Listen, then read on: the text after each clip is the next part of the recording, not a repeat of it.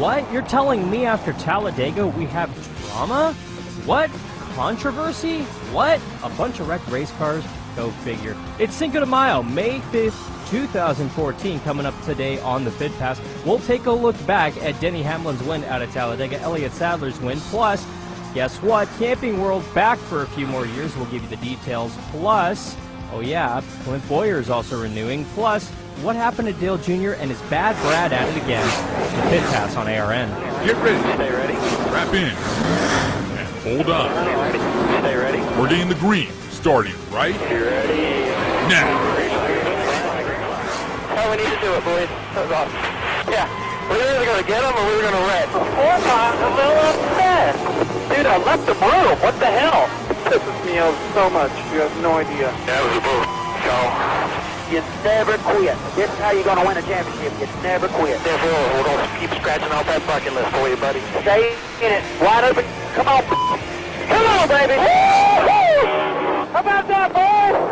You're awesome. This is the Pit Pass, your personal pass to everything NASCAR. Live from the Pit Pass Racing Studios in Southern California, here's your host, Alan Bailey. Welcome on into the Pit Pass, your personal pass for everything NASCAR, right here on ARN, the Motorsports Authority. You can get in on this conversation on Facebook, Twitter, and Instagram at The Alan Bailey. You can also use the hashtag ARNRace in order to let your voice be heard. Talladega causing drama. Causing a lot of wrecked race cars. And oh, by the way, a couple of very loud packs. And I'm not just talking about the ones on the racetrack with Junior and Danica Nation. Welcome on into the Pit Pass, your personal pass for everything NASCAR. Going to be an interesting hour because we're not only going to take a look at everything that happened at Talladega over the weekend, but everything that has perspired since. And yeah, I'm talking about the drama with not only Brad Keselowski, but contract renewals for Camping World Truck Series, and oh yeah, Clint Bowyer. I'm getting ahead of myself though. Let's go ahead, and the only way we can open up this show is with our opening laps presented by Apollo Aesthetics. So we start with this major announcement coming out of the NASCAR garage area. NASCAR announcing that they have in fact signed Camping World through an extension to sponsor the NASCAR Camping World Truck Series through the 2022 season. A deal that originally was signed in 2009. The 7-year extension will begin in the 2016 season, and it's valued at more than $5 million a year in naming rights and media compliments as well. Camping World CEO Marcus Lemons, who stars in most of the commercials, was thrilled in a statement that was released, and it is on ARNRace.com if you want to read for yourself. Another big contract that was announced today is that of Clint Bowyer's.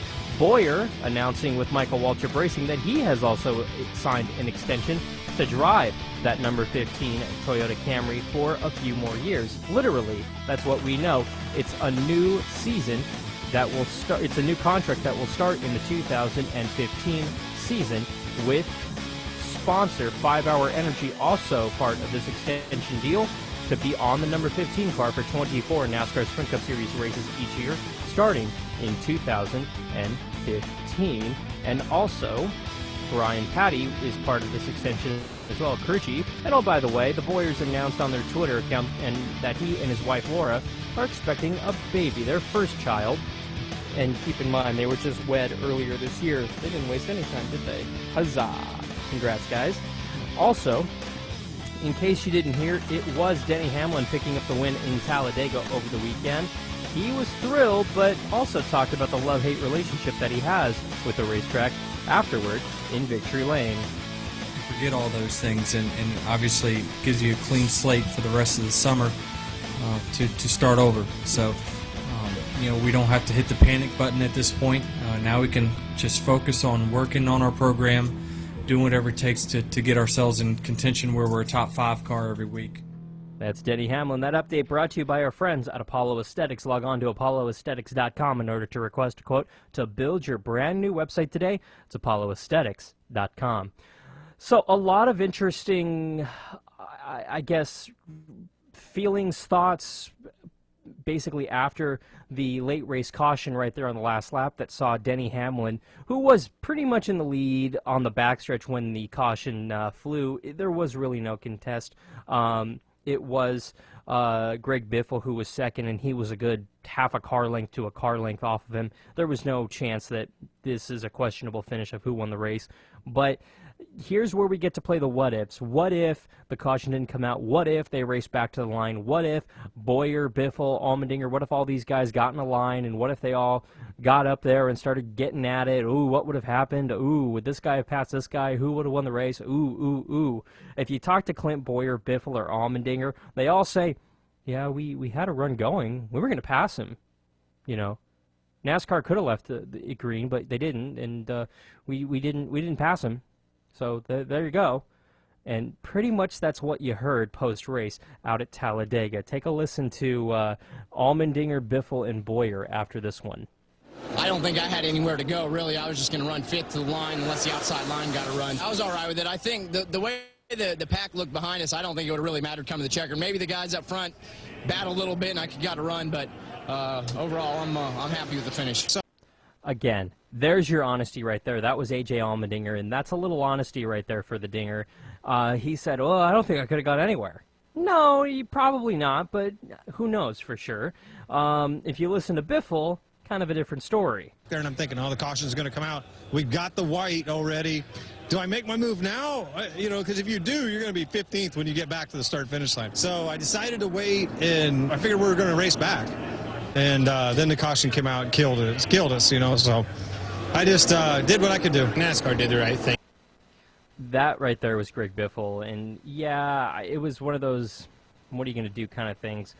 Honestly, it looked like they were going to let it go green, and then they showed that giant bumper that was sitting in the middle of the racetrack. When I say bumper, I don't mean, oh, here's some plastic. I mean, here's the entire width of the car right at the start-finish line. Or right before the start-finish line, I should say. That would have created a huge problem if those cars would have come through at speed again. And it really would have created a situation where that piece of bumper and that piece of the car could have either gotten hit by another car and went into the stands, God forbid, or it could have caused that bumper to go through another bumper, which would have caused a big melee at the start-finish line at the checkered flag, which would have torn up. It could have torn up anywhere from 5 to 30 race cars. NASCAR made the right decision there. They had to throw the caution. They did, and ultimately, I think the guy who would have won the race ended up winning the race. He was right there at the end. Everybody saw the debris. All the spotters saw the debris. All the spotters knew in their minds, oh, this is over. But they were all going, oh, it's not out. Oh, wait a minute. It's not out. Keep going. Keep going. We're going to come. Oh, never mind. Caution's out. Sorry. I thought that they were going to let you race back because that was a big piece of car in the middle of the racetrack. And it was very dangerous. But they didn't throw it right away. I thought they were going to let you race it back. I was wrong. Oops. Sorry. So, honestly, I don't buy Biffle's whole, oh, we thought we were going to race back. Oh, well, my spotter told me we were going to race back. Because that's a bunch of bull. You knew that the caution was coming out. Yeah, NASCAR hesitated because they were waiting to see how big is that debris? Can we let it go? Because despite what you think, NASCAR actually wants to see a race finish under green. They don't want a race to finish under caution, and once a leader is taking a white flag, there's nothing NASCAR can do about it. They're not going to throw the caution as the leader's coming off of turn 4, a couple hundred yards in front of the checkered flag. They're not going to throw the caution going, wait. Freeze. Let's start over. You were about to win it. You think you won it down there. So quit doing your burnout. No, because you're going to restart in the lead. Top or bottom lane, you pick. Let's go again, guys. Okay, we're going to finish under green. We're going to do this. Awesome. That's not what NASCAR is going to do. They are going to try to at least get a green and white checkered in, but once you've taken the white flag, NASCAR has to put their foot down and say, no more after this, and that's exactly what happened. And if you listen to Clint Bowyer, he kind of echoes that a little bit, but he still has a little resentment in his throat. There, you got to make that call, but I knew Biffle was going to try something, and I'm sitting here with my teammate behind me knowing he's going to stick with me. I was like, well, this is going to work out all right. As soon as he makes that move, I think we can be there, to pounce on it and try to take advantage of it. And that opportunity just didn't happen. I mean, there's so much going through your head. You see him wrecking behind you, smoking stuff, and you just don't know, right immediately your initial thought is to make a move and try to pass him right there because you think the race is over. And it was like a delay, because I knew the spotter, Brett, was trying to figure out if they were going to throw it or not. And about that time, he's like, damn, I think they're going to throw it. Exactly. Bowyer, I think, had the most honest answer right there. Bowyer, it seemed like he was about ready to pull out and go, but you don't want to be the first guy to pull out. It's like a giant game of chicken, because the guy who's going to pull out a line and actually try to make something happen is either going to be joined by somebody diving out in front of him and kind of pulling his mojo and getting pushed to the wind, or they're not going to follow him and he's going to drop to the back like a tank and then end up finishing 30-something.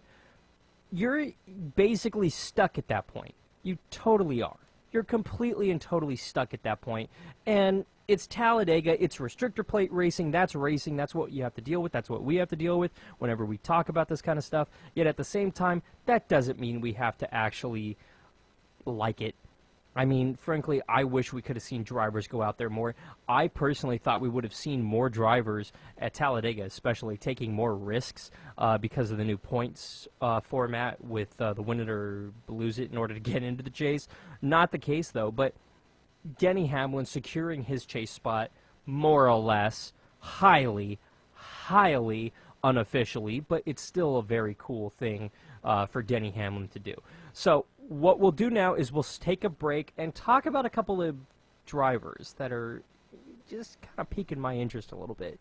Dale Earnhardt Jr., where was he on that final restart? He was hanging out near the back, and 10 laps to go, there's going to be a crash.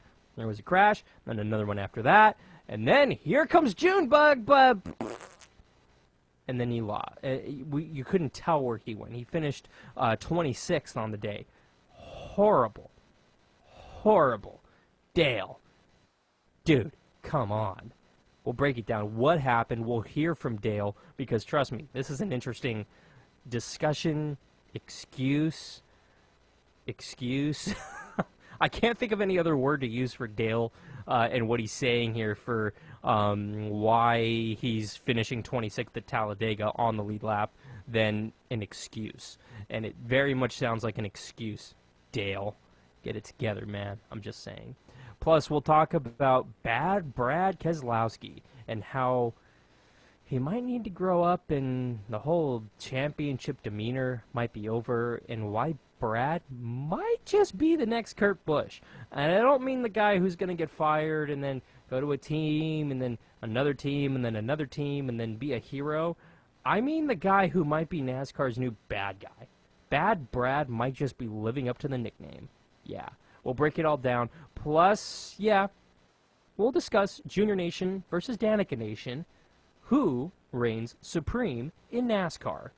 Yeah, this is going to be an interesting one. Don't go anywhere. You're listening to the Pit Pass, your personal pass for everything NASCAR, right here on ARN, the Motorsports Authority. This is ARN, the American Racing Network. Hey guys, this is your buddy Lugnuts, and if you're looking to build a great website, then look no further than Apollo Aesthetics. Art and functionality merged into web design. It doesn't get any better than Ruben Asuna. Don't believe me? Check out ApolloAesthetics.com. That's Apollo, AESTHETICS.com. Apollo Aesthetics, the official web builder of Lugnuts Radio.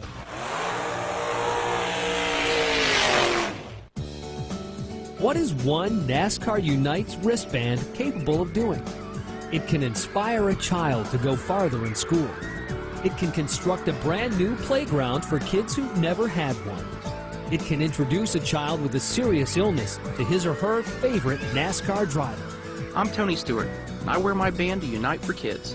Band together with me by logging on to www.nascar.com/unites to pledge your support.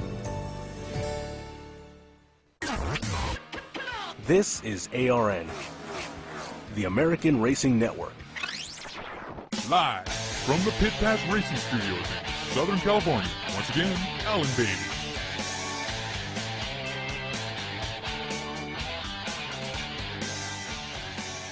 Boyer is always honest. We can always count on him for honest opinion. Hashtag Aaron Race. This one coming from Dolomite on Twitter. I actually agree with you. Clint is one of those guys that's 110% unfiltered. He's got nothing.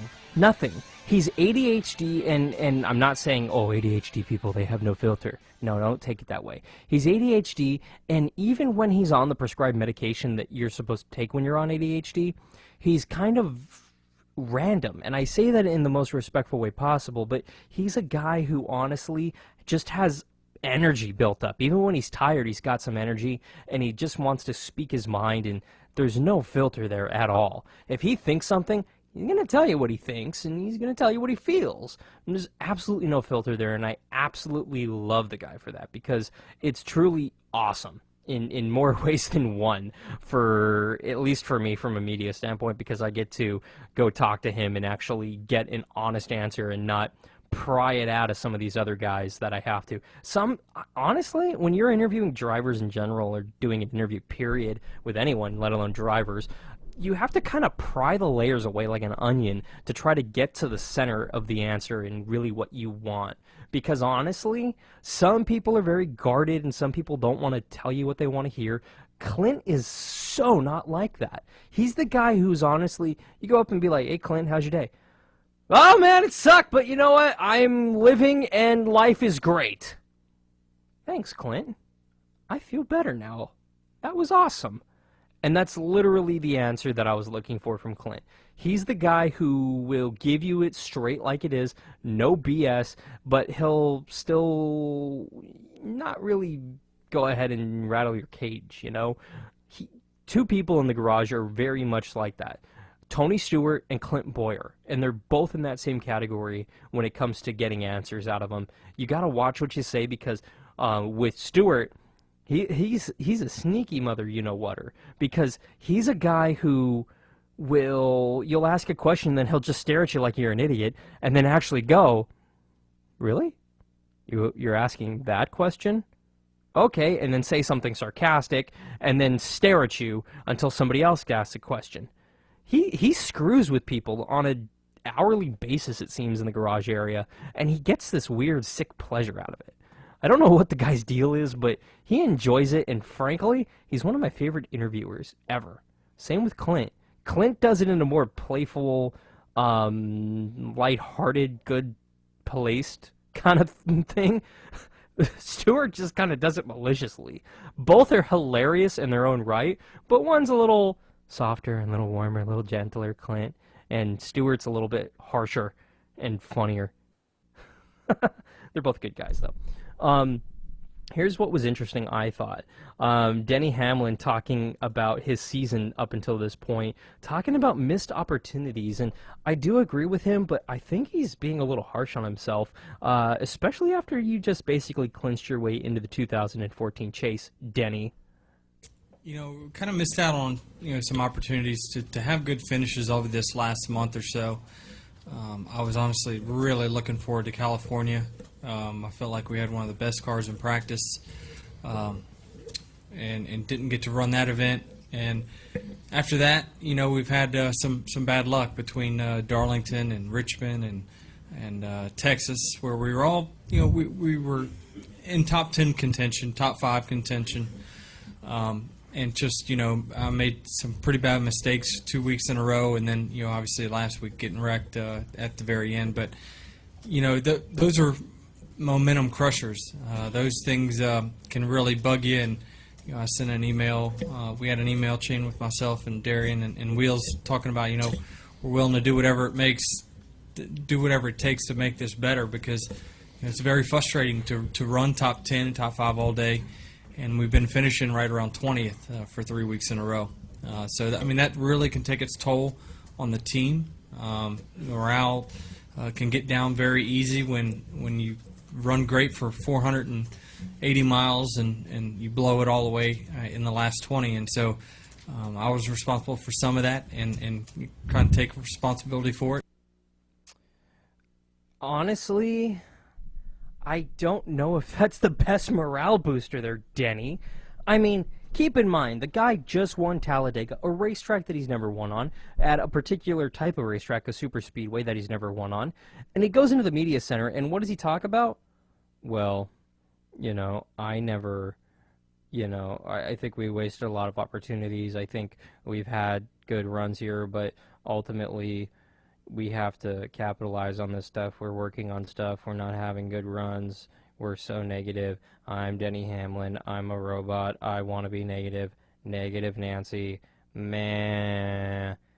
It's like, dude, come on. You just won Talladega. Yeah, you've had your problems, but you know what fixes everything? Winning. Winning fixes everything.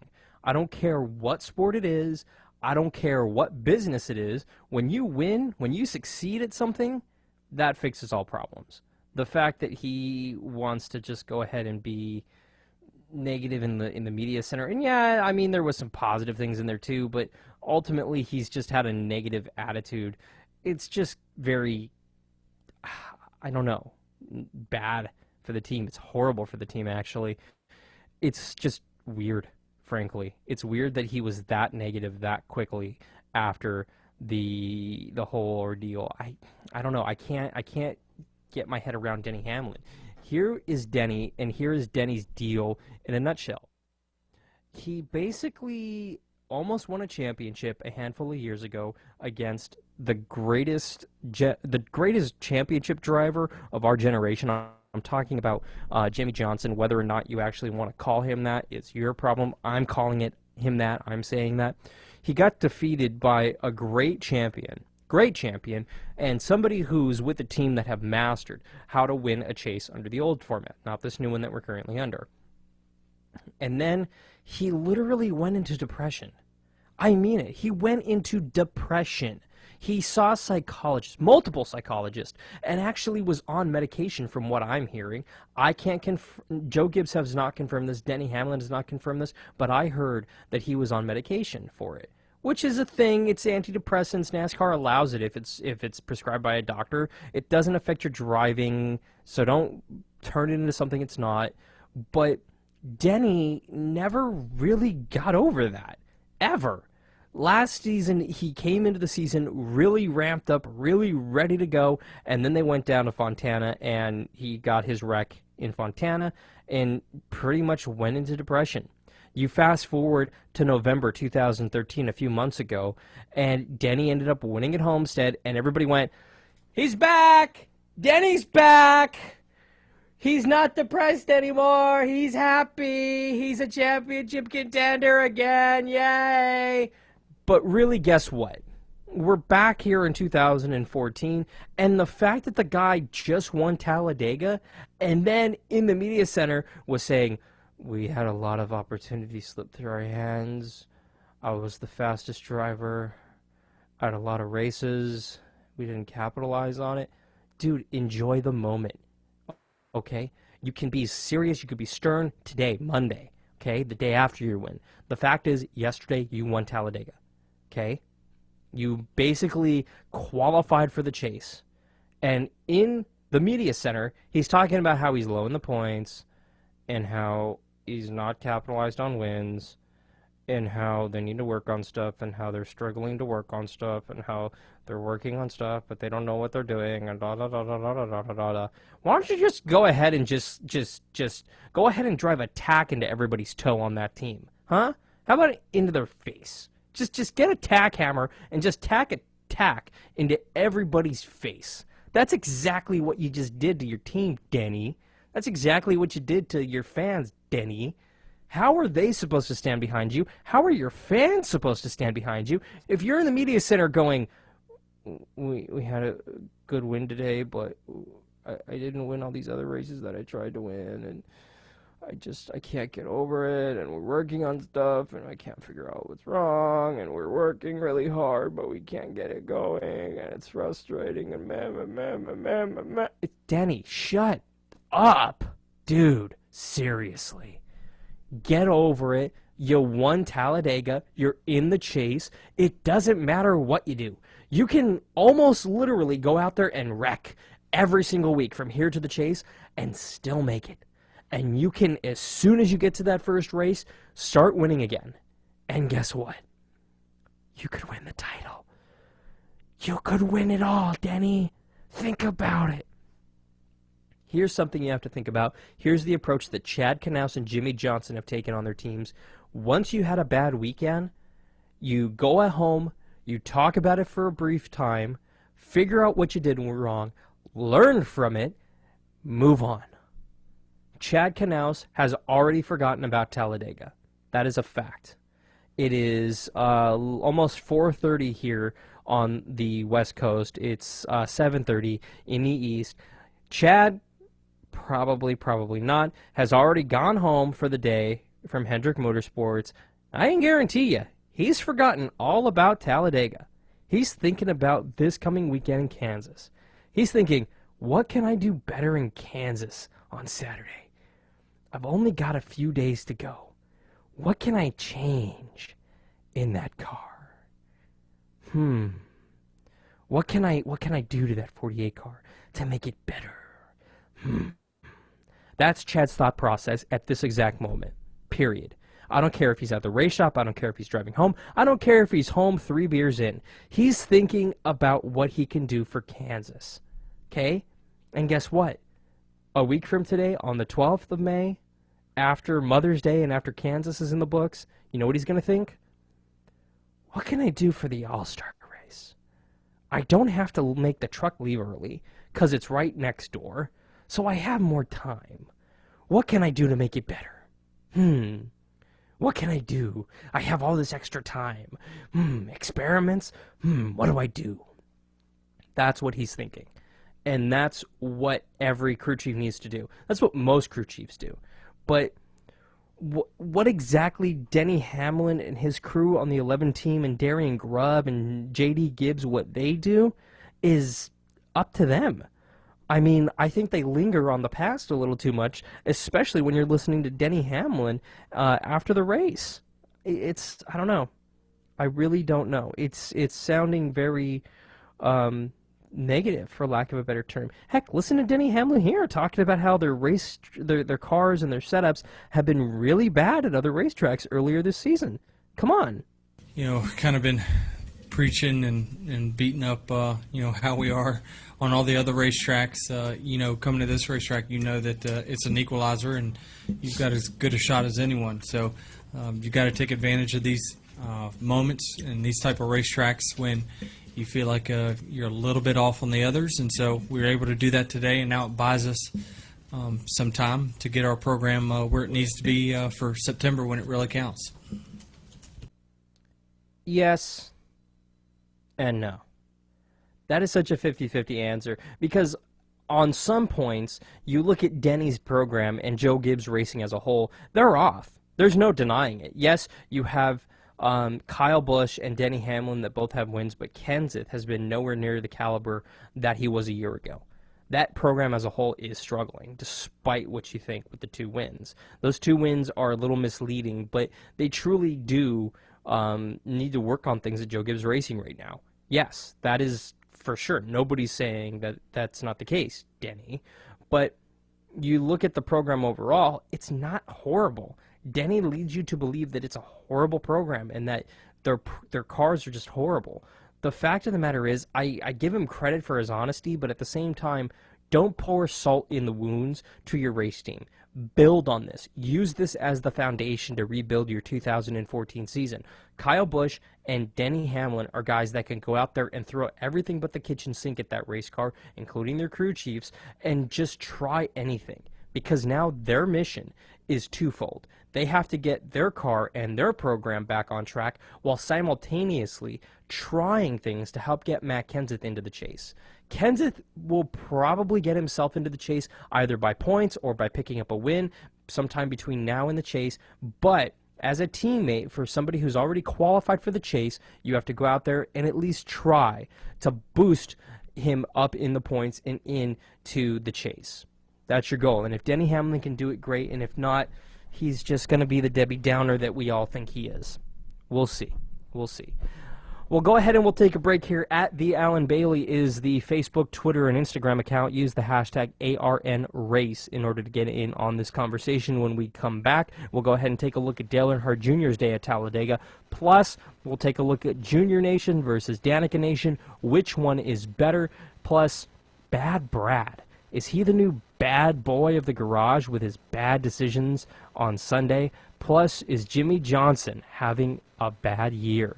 Will he make the chase? Is it time to worry? Or is this just another Chad Canal secret plan? Don't go anywhere. This is the Pit Pass, your personal pass for everything NASCAR, right here on ARN, the Motorsports Authority. This is ARN, the American Racing Network. Army Specialist Andrew Pike became paralyzed while serving in Iraq. My injury was a gunshot wound to the left abdomen from a sniper. My first contact with paralyzed veterans was in Walter Reed. Paralyzed veterans National Service Officer Michael Killen. We try to reassure them what benefits are out there, try to educate them and take some of that stress away from them. Right now I'm going back to school to earn a degree, and I'm just spending time with my wife and child. You can help our paralyzed veterans. Visit pva.org. The Furious Five! Yeah, the Furious Five. Furious Five, huh? Furious Five. It is that time. It is time for our Furious Five. And after Talladega, you know it got crazy. You know it was absolutely nuts. Couple of former champs causing big rats. We start with number 5. Trouble! James Busher spun! Does he come into traffic? Yes, more involved. James Busher up there racing for the lead in that 99 car, and suddenly he was pointed toward the infield in turn 3. Obviously, he got hit in the back. The 22 car hit him, turned him sideways. Blaney hit him going into the corner. The worst spot to touch your car. And the 22 just pushed on the wrong part of the bumper. He pushed on the left rear. We see it time and time again. You spin that guy around. That's the frustrating part, because now we have a tore-up cream Toyota Camry, and we had a shot to win this thing. Number 4. Here they come. Whoa, whoa, trouble! Justin Allgaier. And there is debris on the racetrack, plastic from Allgaier's car. No caution, white flag in the air, then racing back. Caution's out, caution's out. And Denny Hamlin has to come around to the flag, and it will be the checker, because once the leader takes the white flag, the next flag freezes the field, the race is over, and Denny Hamlin goes to victory lane at Talladega, his first restrictor plate win. Number 3. Contact and trouble again in turns 3 and 4. Brian Scott racing for the lead moment to go, and others involved. All 3 Richard Childress owned cars together in that wreck right then. There was no reason for contact there because it wasn't going to help anybody. And look at that, the 62-3 and the 2 all teammate cars all in that wreck. It looks like Trevor, just like you said, Andy, got aggressive getting into that corner. Stupid move at a halfway through the race. There's no need for it. And wrecked a lot of good cars, tore up a lot of stuff, and it's unfortunate when you're a victim of stupidity. Number 2. Oh, and going! And he gets tipped by Patrick, and he is off down to the apron. Save it. You know what? When you're going beside somebody like that, you suck the car you're going around. You move that car a little bit. But, whatever. He wasn't clear of it. Yes. Crash out of turn number 4. Brad Keselowski in front of Trevor Bayne. Contact. I feel bad for the guys that got caught up in it. We were just trying really hard to get our lap back there, and we couldn't catch any yellows or any breaks, so I had to be really aggressive and hope for something to happen our way, and had to be running up towards the front. And number 1. Castle with a move to the inside. Reagan blocks him off. That clears Elliott Sadler in front. Final corner. Regan Smith looking to the outside. To the checkered flag. Elliott Sadler wins it. You know, some drivers talk about how they hate racing here because it's so nerve-wracking, but boy, does it feel good when you win here. Oh, gosh, when you win a super speedway like Talladega, that's everything in the world. The Furious Five! Yeah, the Furious Five. Furious Five, huh? Furious Five. Hi, I'm Jeff Hamlin alongside NASCAR driver David Reagan. When it comes to tire safety, nothing is more important than your tire's air pressure. Just like a pit stop, checking your air pressure takes just a few moments. And those few moments will not only keep you and your family safe on the road, it can also help save you money. Properly inflated tires can improve gas mileage, which will save you money at the pump. So be tire smart and make sure your tires are properly inflated. Learn more at betiresmart.org. A message from the Rubber Manufacturers Association. Hey guys, this is your buddy Lugnuts, and if you're looking to build a great website, then look no further than Apollo Aesthetics. Art and functionality merged into web design. It doesn't get any better than Ruben Asuna. Don't believe me? Check out ApolloAesthetics.com. That's Apollo, AESTHETICS.com. Apollo Aesthetics, the official web builder of Lugnuts Radio.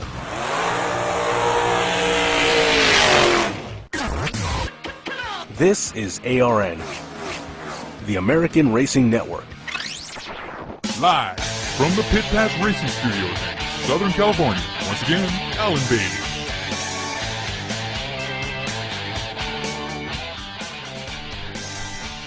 Bad Brad at it again. Stop. Hold the presses.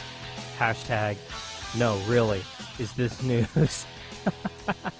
Yeah, Brad's getting at it again. Go figure. Welcome back to the Pit Pass. Hashtag ARN Race to get in on this conversation. Also at The Alan Bailey on Facebook, Twitter, and Instagram. Yeah, he's at it again.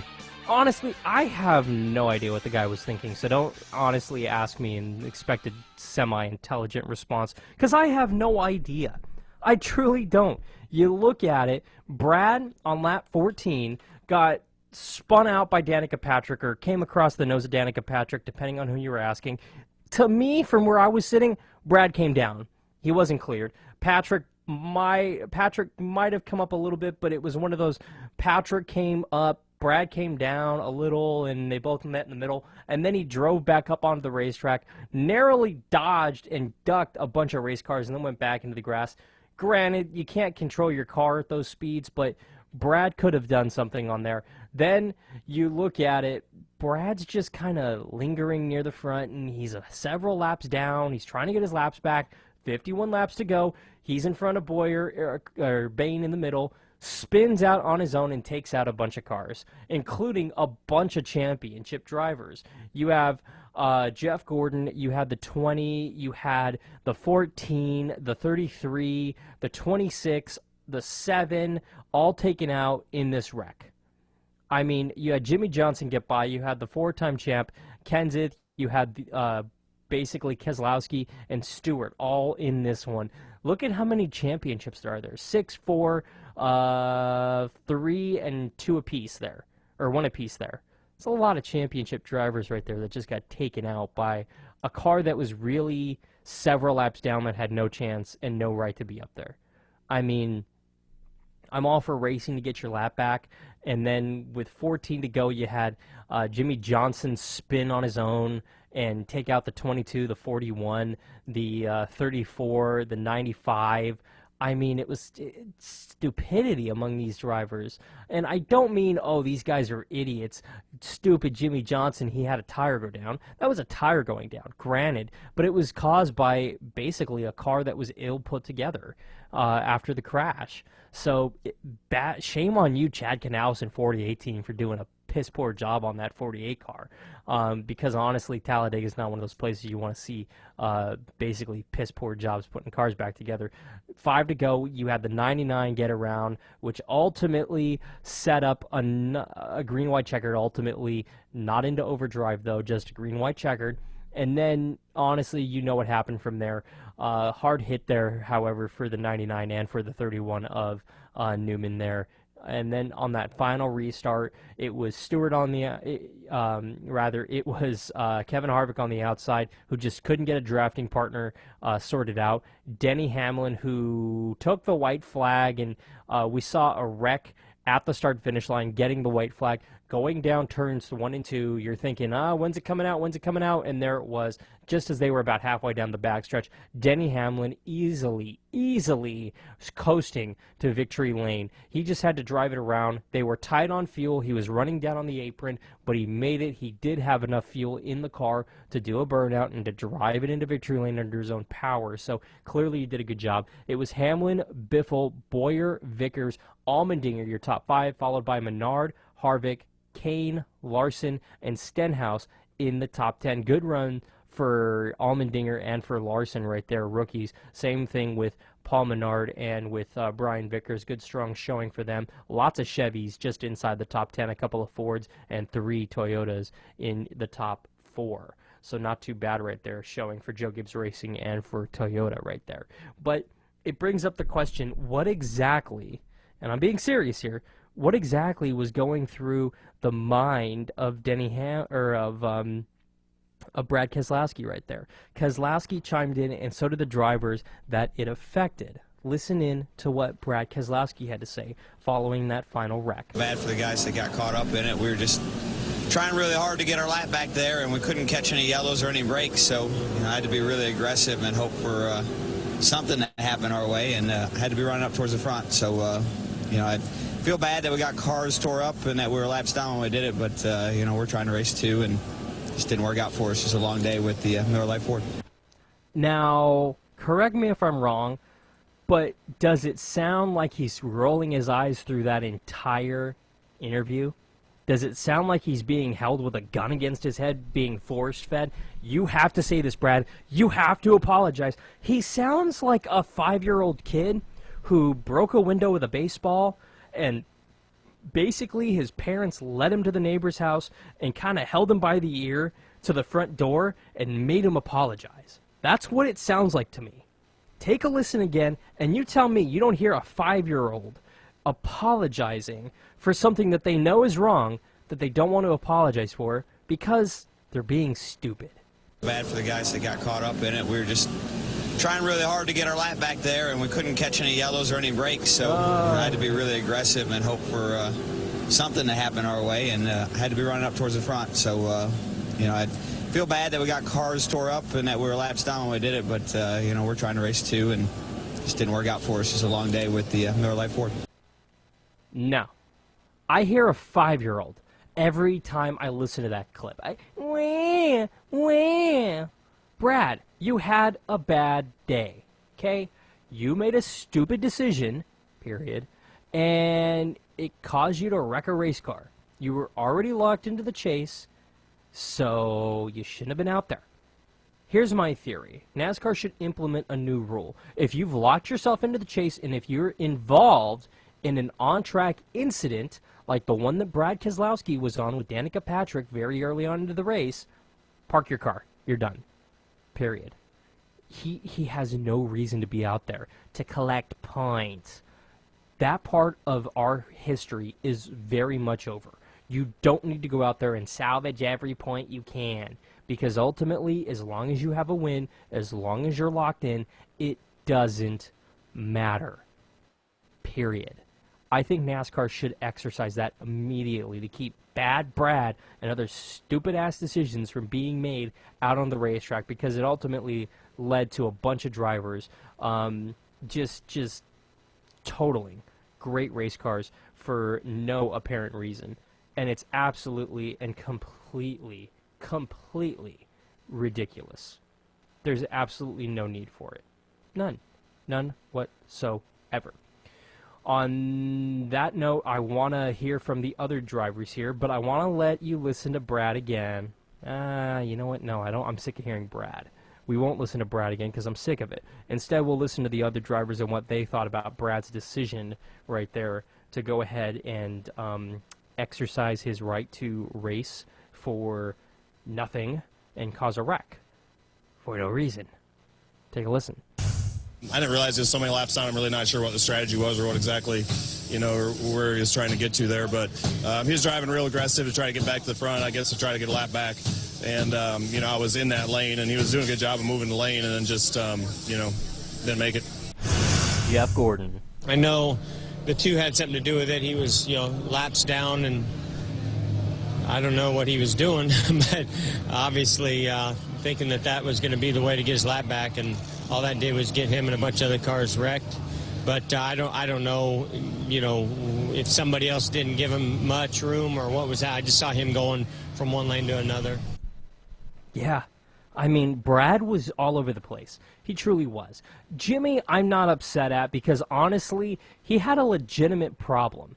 He had a tire going down that honestly led to his car being spun out. Same thing with Carl Edwards. I don't have a problem with them spinning out. That's something that's completely and totally out of their hands.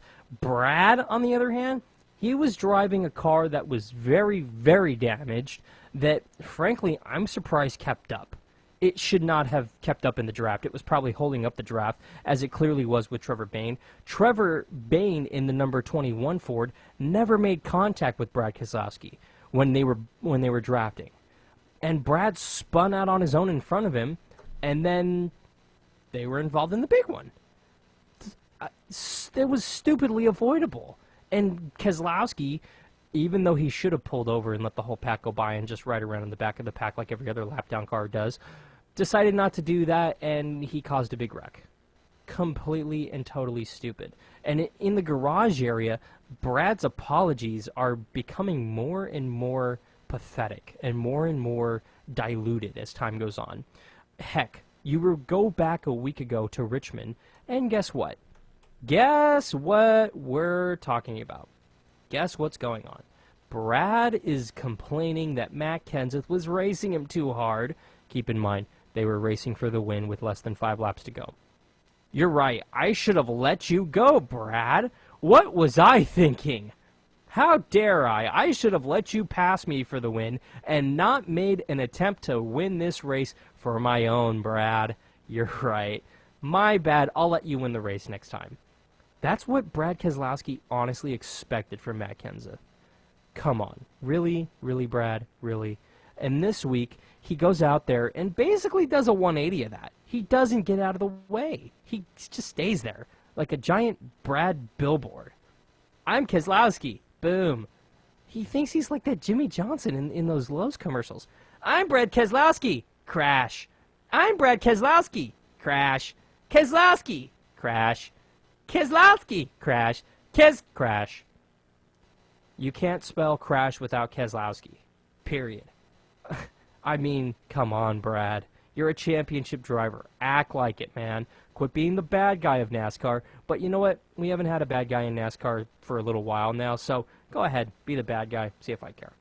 Another driver that really wasn't there but on purpose was Dale Earnhardt Jr. We'll talk about what happened to Dale Jr. when we return. Don't go anywhere. This is the Pit Pass. This is ARN, the American Racing Network. Hey guys, this is your buddy Lugnuts, and if you're looking to build a great website, then look no further than Apollo Aesthetics. Art and functionality merged into web design. It doesn't get any better than Ruben Asuna. Don't believe me? Check out ApolloAesthetics.com. That's Apollo, AESTHETICS.com. Apollo Aesthetics, the official web builder of Lugnuts Radio.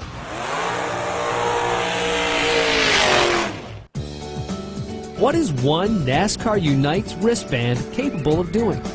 It can inspire a child to go farther in school.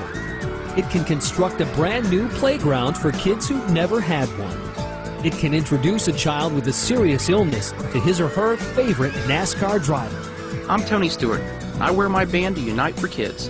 Band together with me by logging on to www.nascar.com/unites to pledge your support.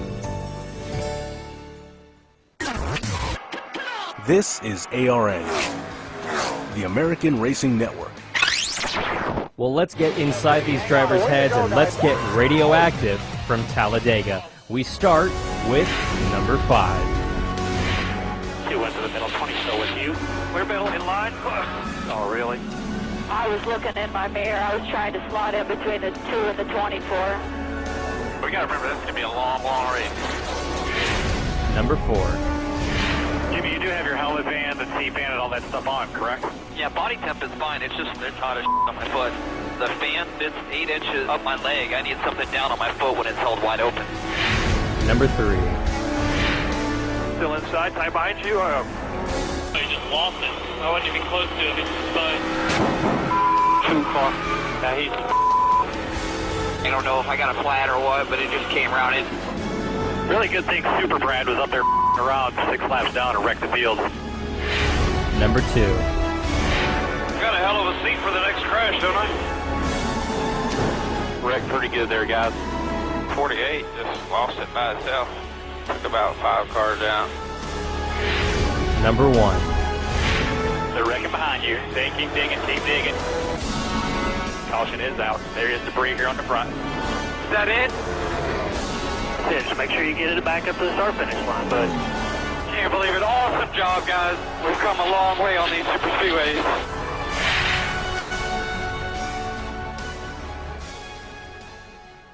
Live from the Pit Pass Racing Studios in Southern California. Once again, Alan Bailey. Final segment on this Monday edition of the Pit Pass. It is May 5th, 2014. It is Cinco de Mayo, which prompts this question on Twitter. This one coming from Christy, actually on Facebook, my mistake, not on Twitter, at the Alan Bailey. It reads, Alan, what are you doing for Cinco de Mayo tonight? I'm laughing not because you think I don't want to celebrate Cinco de Mayo, but because you'd think that I'd have something cool planned, because my mother is Hispanic. She's from Mexico. She's an amazing cook. I love Mexican food. I like to grab a cold one every now and then, and I like eating a lot. So you'd think, well, maybe I'd have some cool plans. No.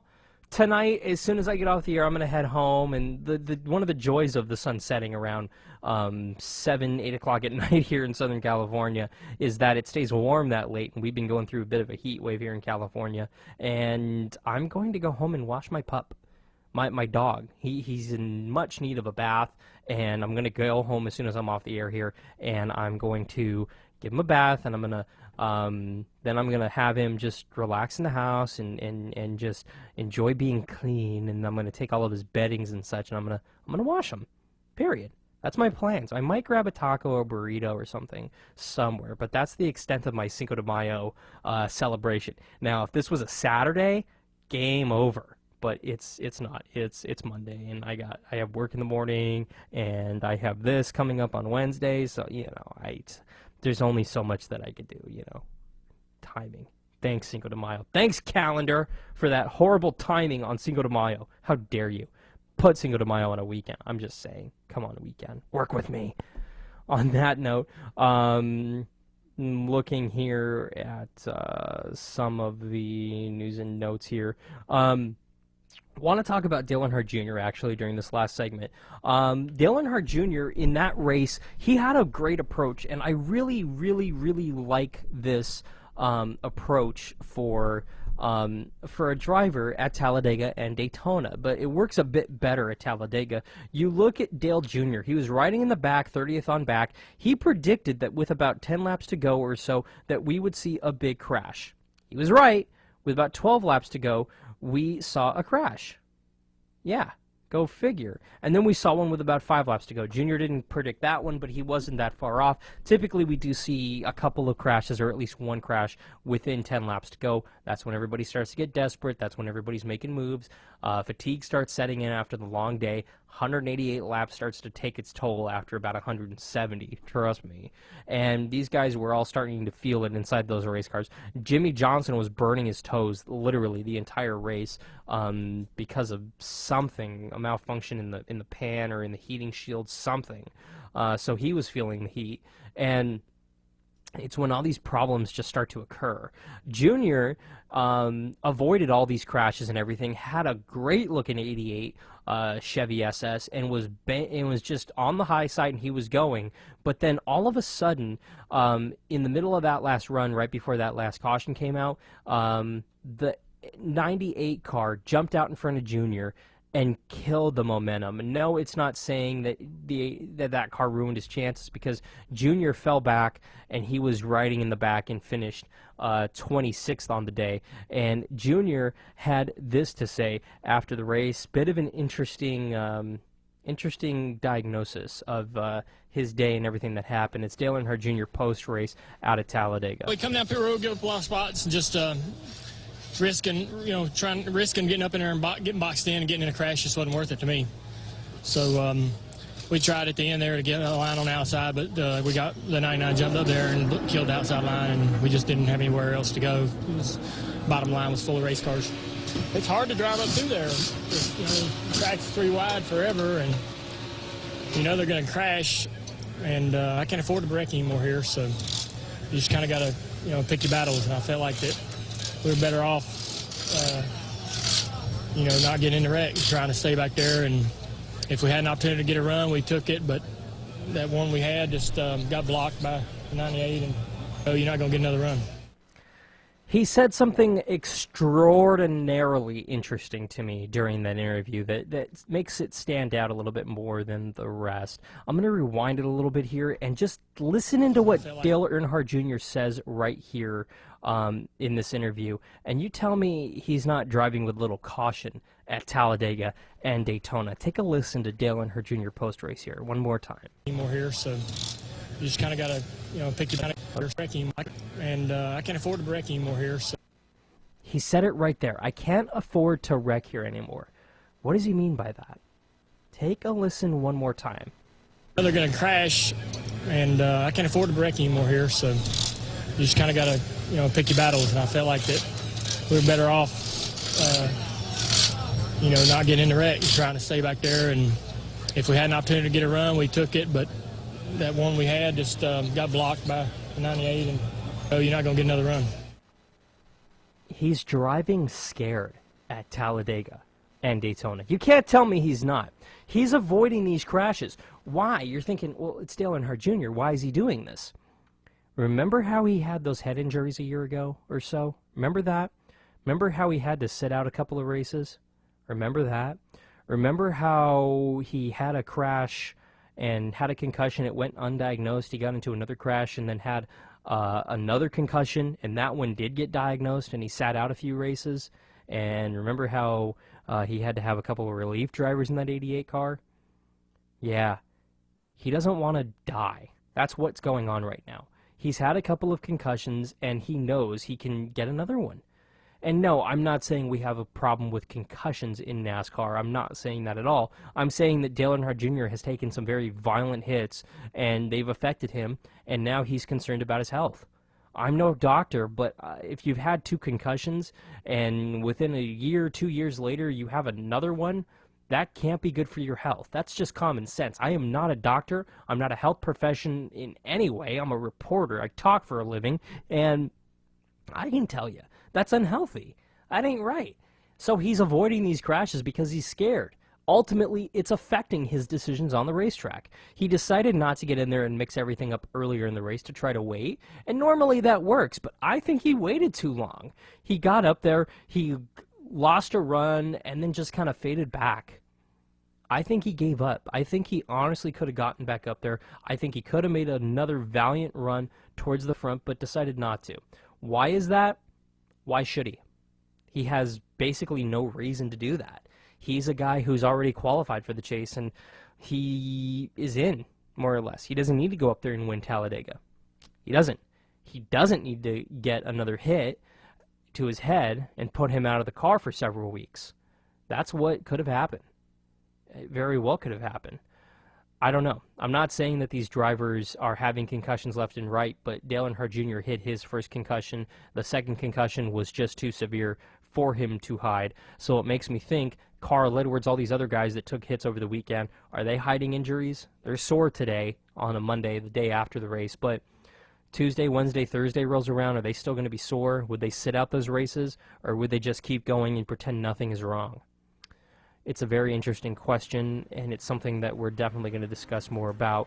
I want to remind you, you could check out Shifting Gears coming up on Wednesday at 4 p.m. Pacific. That is 7 p.m. Eastern right here on ARN. We'll break down Junior Nation versus Danica Nation. Which one is better? Plus, Ryan Villapoto's victory out in Las Vegas. For everybody here at the Pit Pass, my name is Alan Bailey. We'll see you at the track.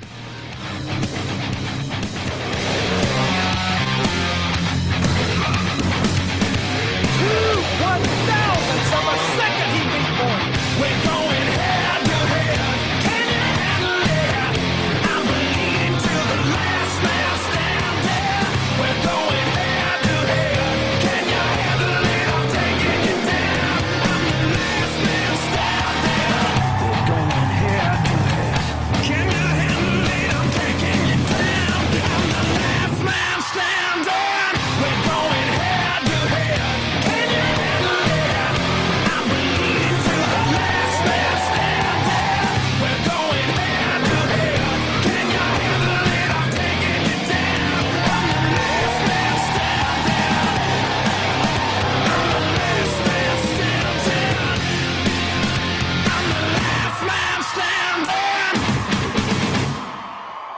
Broadcasting from the ARN Racing Studios in Southern California, ARN Los Angeles. This is ARN, the American Racing Network.